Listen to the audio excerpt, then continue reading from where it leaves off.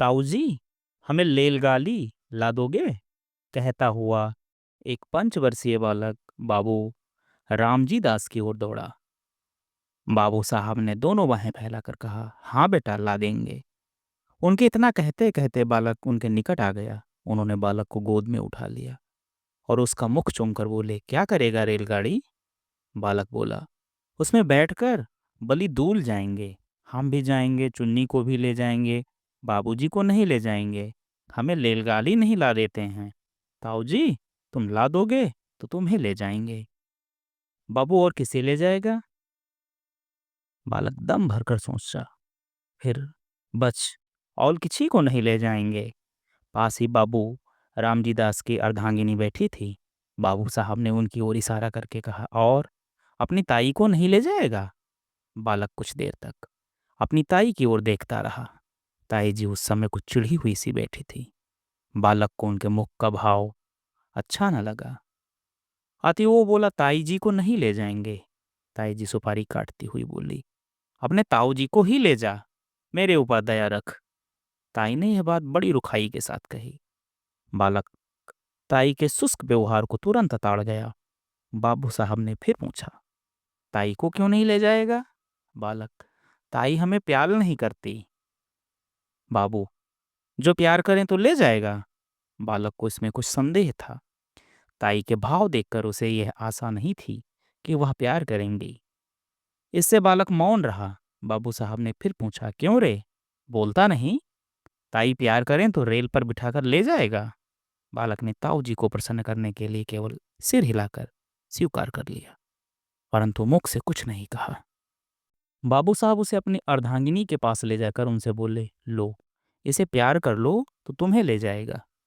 परंतु बच्चे की ताई श्रीमती रामेश्वरी को पति की यह चुगलबाजी अच्छी न लगी।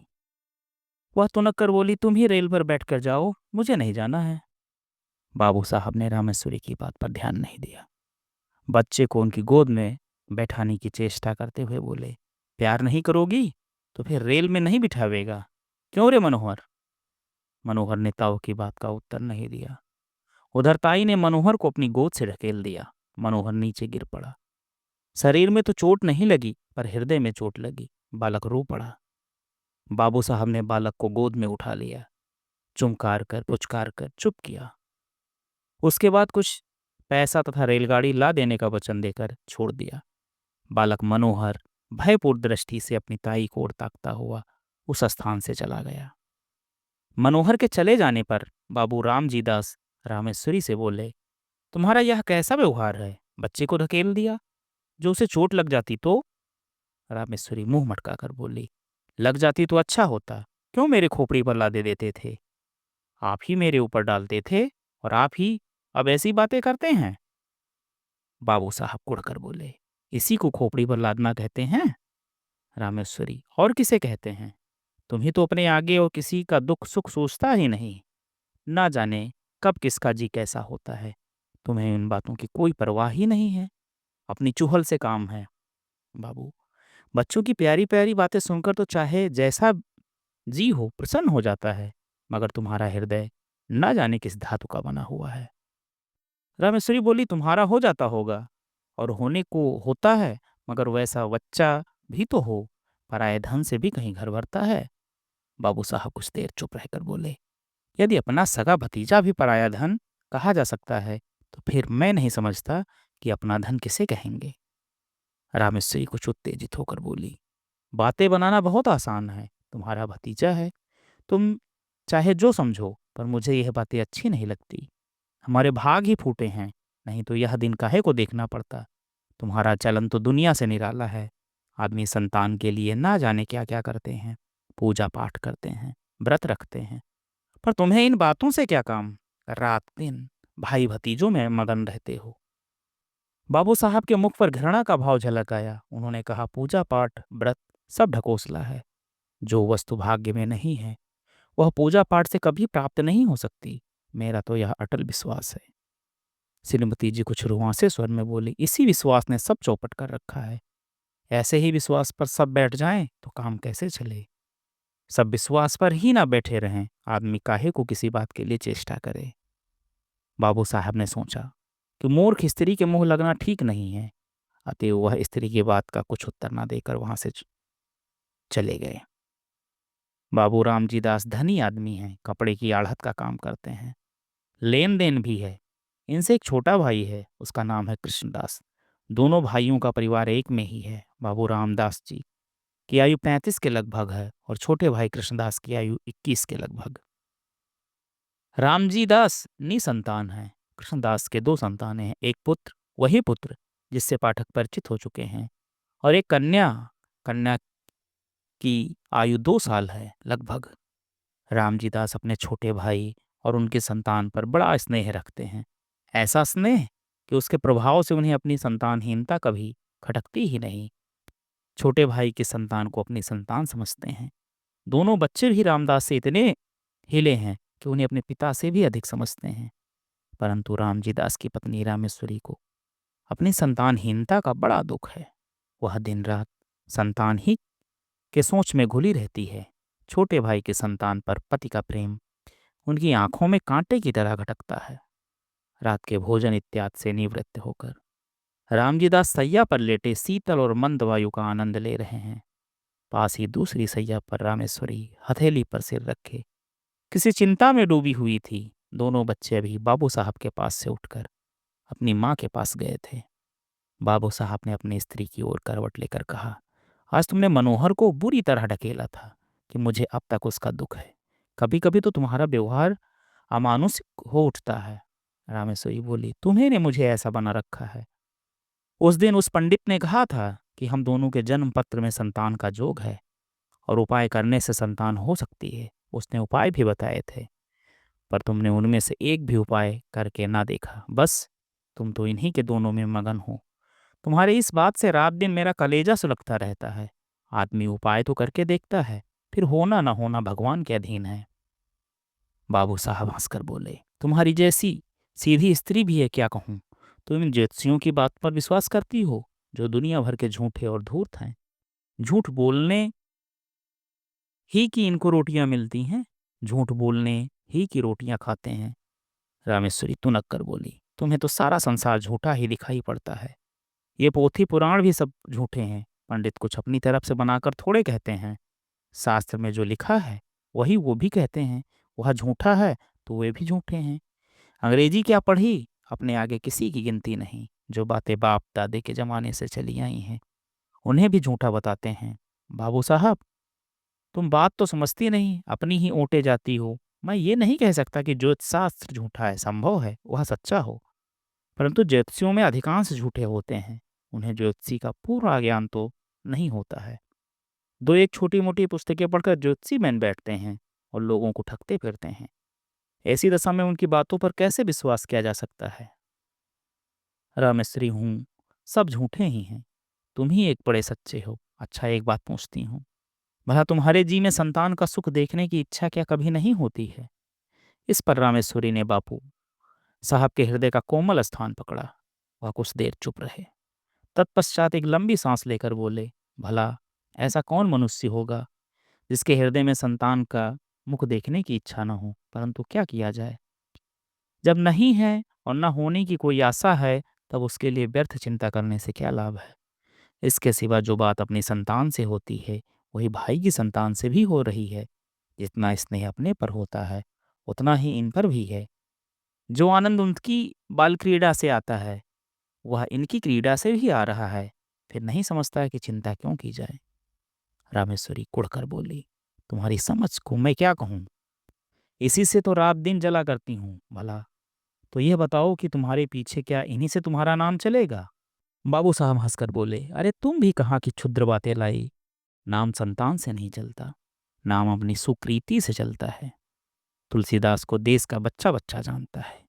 सूरदास को मरे कितने दिन हो चुके। इसी प्रकार जितने महात्मा हो गए उनका सबका नाम क्या उनके संतान की बदौलत चल रहा है।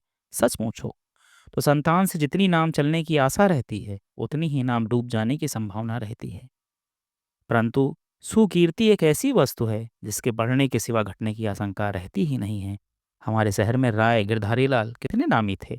उनके संतान कहाँ हैं, पर उनकी धर्मशाला और अनाथालय से उनका नाम अब तक चला आ रहा है। अभी ना जाने कितने दिनों तक चला आएगा। रामेश्वरी, शास्त्र में लिखा है, जिसके पुत्र नहीं होता उनकी मुक्ति नहीं होती। बाबू ने कहा, मुझे मुक्ति पर विश्वास नहीं। मुक्ति है किस चिड़िया का नाम? यदि मुक्ति होना भी मान लिया जाए तो यह कैसे माना जा सकता है कि सब पुत्र वालों की मुक्ति हो ही जाती है? मुक्ति भी क्या सहज उपाय है? ये जितने पुत्र वाले हैं सभी को तो मुक्ति हो जाती होगी। रामेश्वरी निरुत्तर होकर बोली, अब तुमसे कौन बकवास करे? तुम तो अपने सामने किसी की मानते ही नहीं। मनुष्य का हृदय बड़ा ममत्व प्रेमी है। कैसी ही उपयोगी और कितनी ही सुंदर वस्तु क्यों ना हो, जब तक मनुष्य उसको पराई समझता है तब तक उसमें प्रेम नहीं करता। किंतु भद्दी से भद्दी और बिल्कुल काम में ना आने वाली वस्तु को यदि मनुष्य अपनी समझता है तो उससे प्रेम करता है। पराई वस्तु कितनी ही मूल्यवान क्यों ना हो, कितनी ही उपयोगी क्यों ना हो, कितनी ही सुंदर क्यों ना हो, उसके नष्ट होने पर मनुष्य कुछ भी दुख का अनुभव नहीं करता, इसलिए कि वह वस्तु उसकी नहीं, पराई है। अपनी वस्तु कितनी ही भद्दी काम में ना आने वाली हो, नष्ट होने पर मनुष्य को दुख होता है, इसलिए कि वह अपनी चीज है। कभी कभी ऐसा भी होता है कि मनुष्य पराई चीज से प्रेम करने लगता है। ऐसी दशा में भी जब तक मनुष्य उस वस्तु को अपना बनाकर नहीं छोड़ता अथवा हृदय में ही विचार नहीं कर लेता कि वह वस्तु मेरी है, तब तक उसे संतोष नहीं होता। ममत्व से प्रेम उत्पन्न होता है और प्रेम से ममत्व। इन दोनों का साथ चोली दामन का सा है, ये कभी पृथक नहीं किए जा सकते। यद्यपि रामेश्वरी को माता बनने का सौभाग्य नहीं प्राप्त हुआ, तथापि उसका हृदय एक माता का हृदय बनने की पूरी योग्यता रखता था। उनके हृदय में वे गुण विद्यमान तथा अंतर्निहित थे जो एक माता के हृदय में होते हैं, परंतु उसका विकास नहीं हुआ था। उनका हृदय उस भूमि की तरह था जिसमें बीज तो पड़ा हुआ है, पर उसको सींच कर और इस प्रकार बीज को अंकुरित करके भूमि के ऊपर लाने वाला कोई नहीं है। इसलिए उनका हृदय उन बच्चों की ओर खींचता तो था, परंतु जब उन्हें ध्यान आता था ये बच्चे मेरे नहीं दूसरे के हैं, तब उनके हृदय में उनके प्रति द्वेष उत्पन्न होता था, घृणा पैदा होती थी। विशेषकर उस समय उनके द्वेष की मात्रा और भी बढ़ जाती थी जब वह यह देखती थी कि उनके पतिदेव उन बच्चों पर प्राण देते हैं जो उनके नहीं हैं। शाम का समय था। रामेश्वरी खुली छत पर बैठी हवा खा रही थी। पास उनकी देवरानी भी बैठी थी। दोनों बच्चे छत पर दौड़ दौड़ कर खेल रहे थे। रामेश्वरी उनके खेल को देख रही थी। इस समय रामेश्वरी को उन बच्चों का खेलना कूदना बड़ा भला मालूम हो रहा था।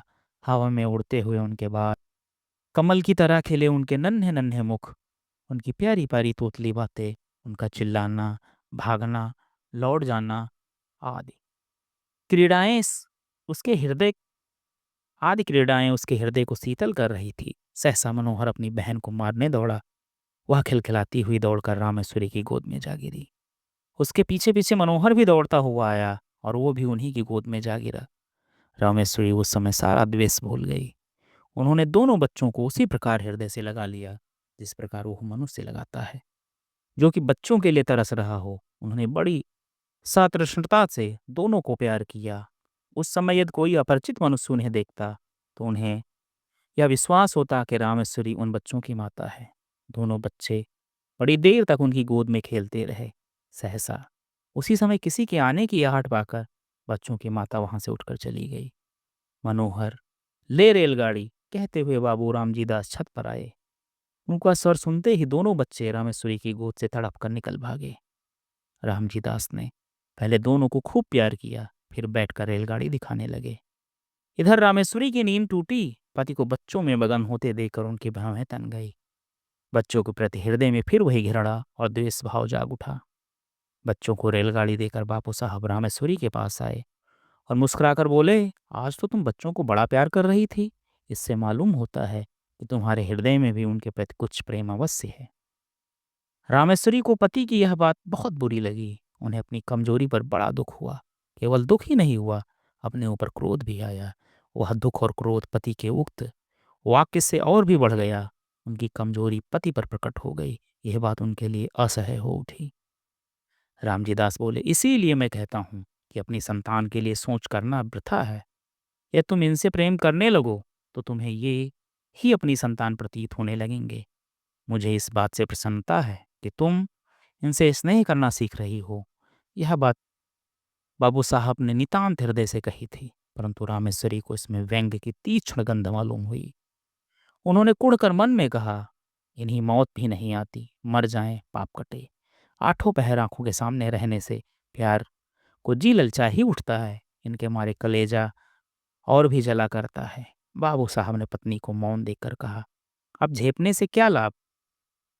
अपने प्रेम को छिपाने की चेष्टा करना व्यर्थ है, छिपाने की आवश्यकता भी नहीं। रामेश्वरी जल भूनकर बोली, मुझे क्या पड़ी है जो मैं प्रेम करूंगी, तुम्ही को मुबारक रहे।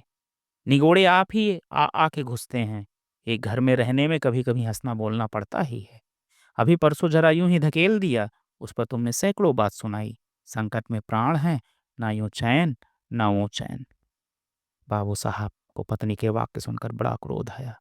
उन्होंने कर्कश स्वर में कहा, ना जाने कैसी हृदय की स्त्री है, अभी अभी अच्छी खासी बैठी बच्चों से प्यार कर रही थी, मेरे आते ही गिरगिट की तरह रंग बदलने लगी। अपनी इच्छा से चाहे जो करे, पर मेरे कहने से बल्लियों उछलती है। ना जाने मेरी बातों में कौन सा विष घुला रहता है। यदि मेरा कहना ही बुरा मालूम होता है तो ना कहा करूंगा, पर इतना याद रखो कि अब कभी इनके विषय में निगोड़े सिगोड़े इत्यादि अपशब्द निकाले तो अच्छा ना होगा। तुमसे मुझे ये बच्चे कहीं अधिक प्यारे हैं। रामेश्वरी ने इसका कोई उत्तर ना दिया। अपने क्षोभ तथा क्रोध को वह आंखों द्वारा निकालने लगी। जैसे बाबू रामजी दास का स्नेह दोनों बच्चों पर बढ़ता जाता था, वैसे ही वैसे रामेश्वरी के दोष और घृणा की मात्रा भी बढ़ती जाती थी। प्रायः बच्चों के पीछे पति पत्नी में कहा-सुनी हो जाती थी और रामेश्वरी को पति के कटु वचन सुनने पड़ते थे। जब रामेश्वरी ने यह देखा कि बच्चों के कारण ही वह पति की नज़र से गिरती जा रही है, तब उनके हृदय में बड़ा तूफान उठा। उन्होंने यह सोचा, पराए बच्चों के पीछे वह मुझसे प्रेम कम करते जाते हैं, हर समय बुरा भला कहा करते हैं। इनके लिए बच्चे ही सब कुछ हैं, मैं कुछ भी नहीं। दुनिया मरती जाती है, पर दोनों को मौत नहीं। ये पैदा होते ही क्यों ना मर गए, ना ये होते, ना मुझे ये दिन देखने पड़ते। जिस दिन ये मरेंगे उस दिन घी के दिए जलाऊंगी। इन्होंने ही मेरे घर का सत्यानाश कर रखा है। इस प्रकार कुछ दिन व्यतीत हुए। एक दिन नियमानुसार रामेश्वरी छत पर अकेली बैठी हुई थी। उनके हृदय में अनेक प्रकार के विचार आ रहे थे। विचार और कुछ नहीं, अपनी निज की संतान का भाव, पति का भाई की संतान के प्रति अनुराग इत्यादि। कुछ देर बाद जब उनके विचार स्वयं उन्हीं को कष्टदायक प्रतीत होने लगे, तब वह अपना ध्यान दूसरी ओर लगाने के लिए टहलने लगी। वह टहल ही रही थी कि मनोहर दौड़ता हुआ आया। मनोहर को देखकर उनकी भ्रुकुटी चढ़ गई और वह छत की चारदीवारी पर हाथ रखकर खड़ी हो गई। संध्या का समय था। आकाश में रंग बिरंगी पतंगे उड़ रही थी। मनोहर कुछ देर तक खड़ा पतंगों को देखता और सोचता रहा कि कोई पतंग कटकर उसकी छत पर गिरे, क्या आनंद आवे। देर तक गिरने की आशा करने के बाद दौड़कर रामेश्वरी के पास आया और उनकी टांगों में लिपट कर बोला, ताई हमें पतंग मंगा दो। रामेश्वरी ने झड़क कर कहा, चल हट, अपने ताऊ से मांग जाकर। मनोहर कुछ अप्रतिभ सा होकर फिर आकाश की ओर ताकने लगा। थोड़ी देर बाद उससे फिर रहा ना गया। इस बार उसने बड़े लाड़ में आकर अत्यंत करुण स्वर में कहा, ताई मंगा दो, हम भी उड़ाएंगे। इस बार उसकी भोली प्रार्थना से रामेश्वरी का कलेजा कुछ पसीज गया। वह कुछ देर तक उसकी ओर स्थिर दृष्टि से देखती रही। फिर उन्होंने एक लंबी सांस लेकर मन ही मन कहा, यह मेरा पुत्र होता तो आज मुझसे बढ़कर भाग्यवान स्त्री संसार में दूसरी न होती। निगोड़ा मरा कितना सुंदर है और कैसी प्यारी प्यारी बातें करता है। यही जी चाहता है कि उठाकर छाती से लगा लें। यह सोचकर वह उसके सिर पर हाथ फेरने वाली थी, कितने में उन्हें मौन देखकर बोला, तुम हमें पतंग नहीं मंगवा दोगी तो ताऊ जी से कहकर तुम्हें पिटवाएंगे। यद्यप बच्चे की इस भोली भाली बात में भी मधुरता थी, तथापि रामेश्वरी का मुंह क्रोध के मारे लाल हो गया। वह उसे झिड़क कर बोली, जा कह दे अपने ताऊ से, देखें वो मेरा क्या कर लेंगे। मनोहर भयभीत होकर उनके पास से हटाया और फिर सतृष्ण नेत्रों से आकाश में उड़ती हुई पतंगों को देखने लगा। इधर रामेश्वरी ने सोचा, यह सब ताऊ जी के दुलार का फल है कि बलिष्ठ भर का लड़का मुझे धमकाता है। ईश्वर करे इस दुलार पर बिजली टूटे। उसी समय आकाश से एक पतंग कटकर उसी छत की ओर आई और रामेश्वरी के ऊपर से होती हुई छज्जे की ओर गई। छत के चारों ओर चार दीवारी थी। जहां रामेश्वरी खड़ी हुई थी, केवल वहां पर एक द्वार था जिससे छज्जे पर आ जा सकते थे। रामेश्वरी उस द्वार से सटी हुई खड़ी थी। मनोहर ने पतंग को छज्जे पर जाते हुए देखा। पतंग पकड़ने के लिए वह दौड़कर छज्जे की ओर चला। रामेश्वरी खड़ी देखती रही। मनोहर उसके पास से होकर छज्जे पर चला गया और उससे 2 फीट की दूरी पर खड़ा होकर पतंग को देखने लगा। पतंग छज्जे पर से होती हुई नीचे घर के आंगन में जा गिरी। एक पैर छज्जे की मुंडेर पर रखकर मनोहर ने नीचे आंगन में झांका और पतंग को आंगन में गिरते देखा। वह प्रसन्नता के मारे फूला न समाया।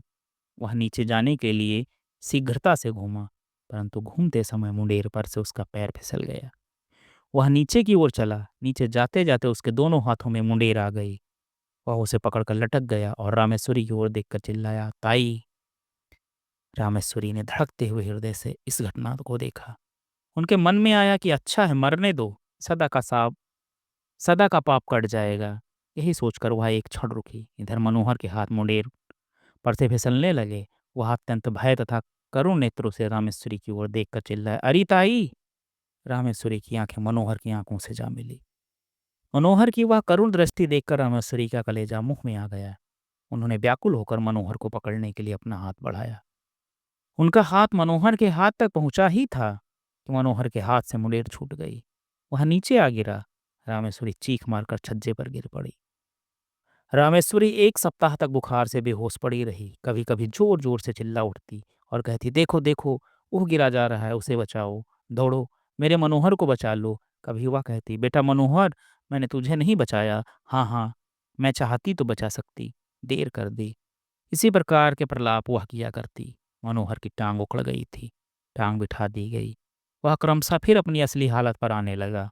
1 सप्ताह बाद रामेश्वरी का ज्वर कम हुआ। अच्छी तरह होश आने पर उन्होंने पूछा, मनोहर कैसा है? रामजी दास ने उत्तर दिया, अच्छा है, रामेश्वरी उसे पास लाओ। मनोहर रामेश्वरी के पास लाया गया। रामेश्वरी ने उसे बड़े प्यार से हृदय से लगाया। आंखों से आंसुओं की झड़ी लग गई। हिचकियों से गला रूंध गया। रामेश्वरी कुछ दिनों बाद पूर्ण स्वस्थ हो गई। अब वह मनोहर और उसकी बहन चुन्नी से द्वेष नहीं करती और मनोहर तो अब उसका प्राणाधार हो गया। उसके बिना उन्हें एक क्षण भी कल नहीं पड़ती थी। एक क्षण भी चैन नहीं आता था।